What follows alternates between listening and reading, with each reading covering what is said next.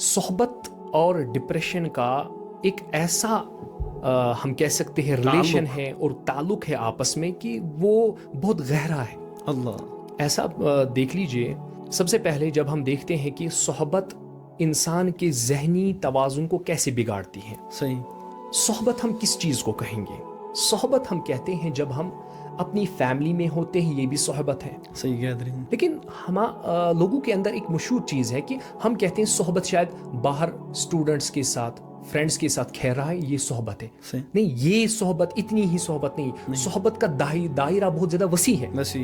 بلکہ اگر ہم کسی کے پاس دن میں 2 منٹ 1 منٹ بھی بیٹھتے، وہ بھی صحبت ہے. صحبت. حضرت شیخ سعدی شیرازی رحمۃ اللہ تعالی علیہ بہت ہی خوبصورت بات فرماتے ہیں کہ میں نے ایک دن مٹی اٹھائی، گلے خوشبوئے در حمام روزے، رسید از دست محبوب بدستم. سبحان اللہ. بگفتم من گلے ناچیز بودم ولیکن صحبت با گل نشستم. یہ بہت بڑا شعر ہے، مختصر میں نے کر دیا. وہ کہتے ہیں کہ میں نے ایک دن مٹی اٹھائی اور میں نے اس مٹی میں جب دیکھا، جھانکا، غور و فکر کیا تو وہاں سے عطر کی خوشبو آ رہی. اللہ. میں نے اس مٹی کو کہا، اے مٹی، تیرا کام مہکنا نہیں ہے. صحیح. تو پھر مہک کیوں رہی ہے؟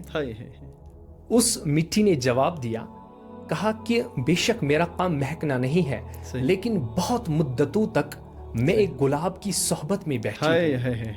جب اس گلاب کی صحبت میں بیٹھتی تھی، جب بارش گرتی تھی، وہ تو پہلے خود پر وہ بارش لٹاتی تھی، اس پر پھر عنایت کے قطرے مجھ پر بھی گر جاتے تھے. پھر اس سے کیا ہوتا تھا؟ میں بھی معطر ہو جاتا تھا. سبحان اللہ. صحبت صالح ترا صالح کنا، صحبت طالع ترا طالع کنا. صحیح. اچھی صحبت آپ کو اچھا بنا دے گی، بری صحبت آپ کو برا بنا دے گی. ہمارے علمداری ملک کشمیر علیہ رحمۃ اللہ الرحمن کے اس وقت ان کی ہے علاقے میں ہے، تو اس نسبت سے علمدار کا ذکر نہ کرے تو یہ تو بڑی خیانت ہو جائے گی.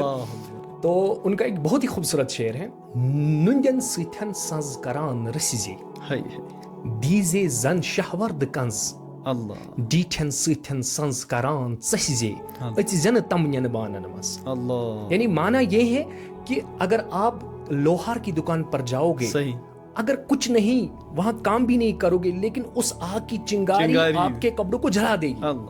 اگر آپ اسی طرح عطار کی دکان پر جاؤ گے، عطر فروش عطار کی دکان پر جاؤ گے، تو اگر وہاں عطر نہیں خریدو گے، لیکن بیٹھتے ہی وہ ماحول آپ کے کپڑوں کو معطر کر دے گا.